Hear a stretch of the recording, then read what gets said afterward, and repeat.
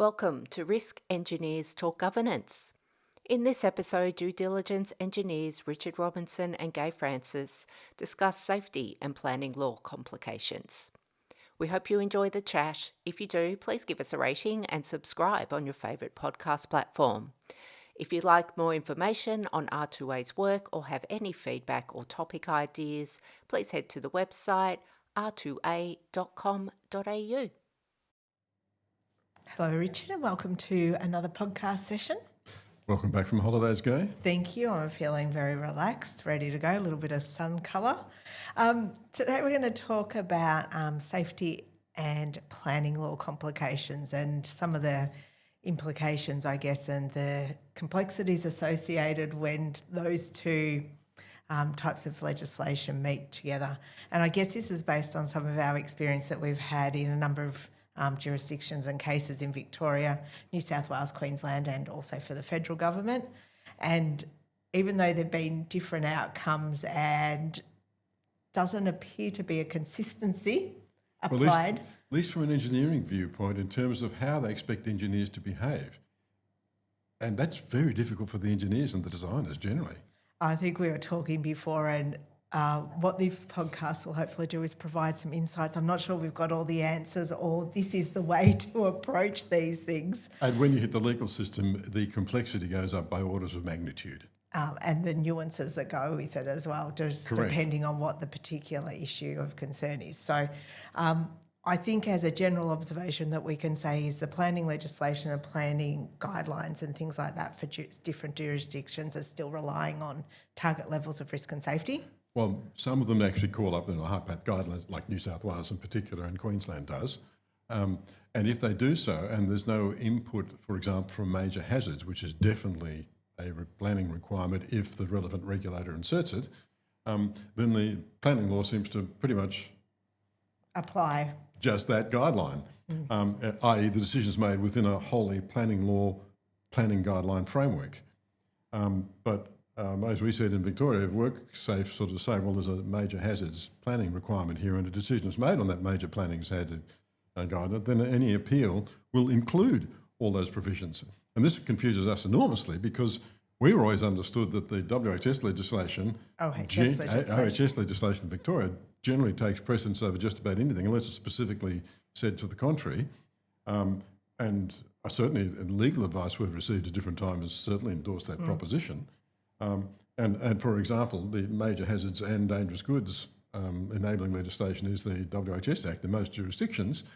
But unless there's a particular planning implication inserted by a authority having planning input, that doesn't necessarily seem to be included. It doesn't sort of come to the front, doesn't it? Which makes it super difficult for engineers when they're doing and designers when they're doing safety and design for planning purposes, but taking into account the safety implications. So it's almost like the two pieces of legislation have to be tested in two different jurisdictions unless there's some reason for a connection being forced between the two. Well, whereas we were always been under the understanding that the WHS legislation is superior, but obviously we're not lawyers. That part we can agree on. That is very, very true. Even if some engineering organisations sometimes seem to think we are, which has got us even further confused. It has. So I think what we're sort of saying is that there's almost two processes that have to occur in a planning sense in some cases. Yes, unless a link is forced between the two of them because of some... But certainly not just an opinion of an engineer on sitting on the side. That part's crystal clear. No, it has to be some kind of authority interlink, like a major hazards regulator inserting a comment into for planning purposes. Yeah, or an objection to a particular planning scheme, whatever. The interlocutory and all these other nice big words that we can get into. You confuse me sometimes, Richard, but that's okay. I'm learning still. So what we're saying is these processes are really hard, and I think our experience has been that, we've talked about the VCAT case in Victoria that we've won before, and that because there was an objection from WorkSafe, we were able to bring the WHS the OHS legislation in Victoria into that, Yep. and that became a safety and design exercise. Correct. And they were able to put precautions in place to mitigate it against the particular hazard associated with that major hazard facility. Yep. In other cases, it's really been down the line of the planning process, hasn't it? Well, yeah, you might remember when we did the hazard and risk analysis, the EIS for Western Sydney Airport, before we started the job, we made sure the Australian government solicitor agreed that the owner and operator of the airport would have to comply with the WHS Act. Yeah. But then, you remember, we had to do fuel stores and the jet fuel and all that sort of stuff, and that was basically done because of New South Wales. It was sort of basically done using the HIPAP 4 guidelines. But that became rather trivial if you'd already done the WHS obligations. At least that was our perception of it. And that's one of the reasons why we thought these things take precedence. But the way in which remember there was that sort of thing about, does the WHS legislation apply for EIS planning purposes? Yeah. And to say we got different legal advice on that was an understatement. Correct. But I guess if you come back to it, if you do the due diligence approach that we recommend and we've talked about a number of times, you can get around and satisfy all of those requirements. Well, the short answer is you have to do both. Yeah. If you're a designer, I think you're basically stuck with doing both if they apply in your circumstance. We would recommend doing the due diligence process first before the target level of risk and Safety, safety. correct. That's, so far as we can tell, that is the only way out of your hole Yeah. that we'll be able to detect that will actually get you over the line for both purposes. And from a design viewpoint, you would think that would be the prudent thing. But for this level of complexity to pop up, I don't mean to be unkind to our parliaments and our legal framework. They're not making life easy for people who actually have to work with these things. And just want to get a job done. Correct. They're making it blindingly difficult. It's also making it possible, shall we say, for shortcuts to be taken, different legislation to be applied to get maybe decisions through that may not necessarily be the best safety outcomes. Well, it tends to make as we've talked about before, and sort of a little note on our whiteboard there, that the commercial imperative, which is a personal problem to whoever's the promoter or the developer, Yes. and what they would like to do, as opposed to the safety imperative, which we keep getting told by the different lawyers is not subjective, it's meant to be objective, and therefore is consistent across all the range of critical stakeholders. Yeah, and it's a community outcome rather than just the benefit of the The person. commercial outcome, but that doesn't necessarily become that clear if we haven't able to get the WHS legislation actually into the planning. So there's this mismatch between, and we've used those words, mismatches and complexities, and but partly because competing. we don't want to be seen to be in contempt of court for any prior decision that's been made. which is always good advice and absolutely. strategy to take. But there's these difficulties and complexities in the environment in which engineers need to work that you almost have to have that understanding, and it's very hard to have that holistic understanding of how all of that comes together. And I mean, we've only found out after the event in a court of how these things are actually going to play out. And some of the times we couldn't have predicted what the outcomes were going to be. Well, certainly legal advice didn't help before the event. No.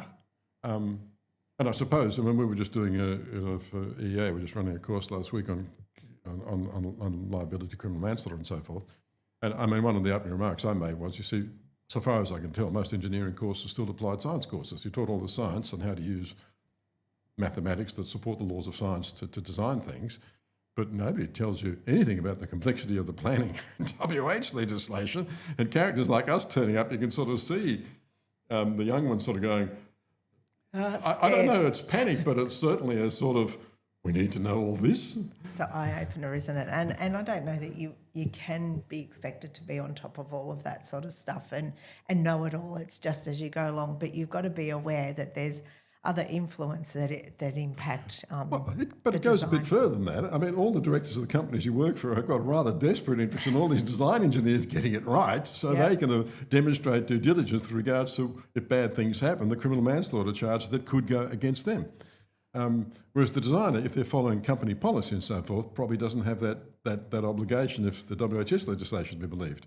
But it does mean that if you're designing for planning purposes, for the life of me, if it all went horribly wrong, I don't see why a prosecutor wouldn't go down the WHS Yeah, and I remember the case of the Costco Busan when he walloped into this is, we're talking about American case law in this case, but the Costco Busan walloped into the Gateway Bridge in San Francisco. That's a ship that It's a ship. walloped into the bridge, Yeah, yes. and there was a big oil spill as a result. And marine pilots actually have protections against civil and criminal liability under various legislation, but the lawyers and the regulators decided to get him for coating birds with oil Under environmental legislation. And so there's nothing like a creative prosecutor to find a new piece of legislation to cause grief to technical Well, we people. talked about that in our rail safety course last week, wasn't it? That, there's MOUs between the safety regulators and ONSA, who's the rail safety regulator, about in the event of an incident, who would be the best prosecutor. Because the Rail Safety National is absolutely crystal clear. WHS legislation takes precedence. And I mean, it's weird because it sort of says if the laws are different and you can comply with both, you need to. But if there's an argument, the OHS, WHS legislation takes precedence categorically. So that's one of the ones that spelled it out, but the planning legislation certainly hasn't spelled it out. I don't think they've thought it through. But So that's where we're sort of seeing the greatest mismatch at the moment. yep. I'm not sure we can add much more at this, that it's an interesting subject. It's very complex, and I'm not sure that we know all the answers to it yet. We most certainly do not. But then from what we've seen of the legal system and the barristers and the lawyers that give advice in this area to clients, I'm not sure they're crystal clear on it either. No.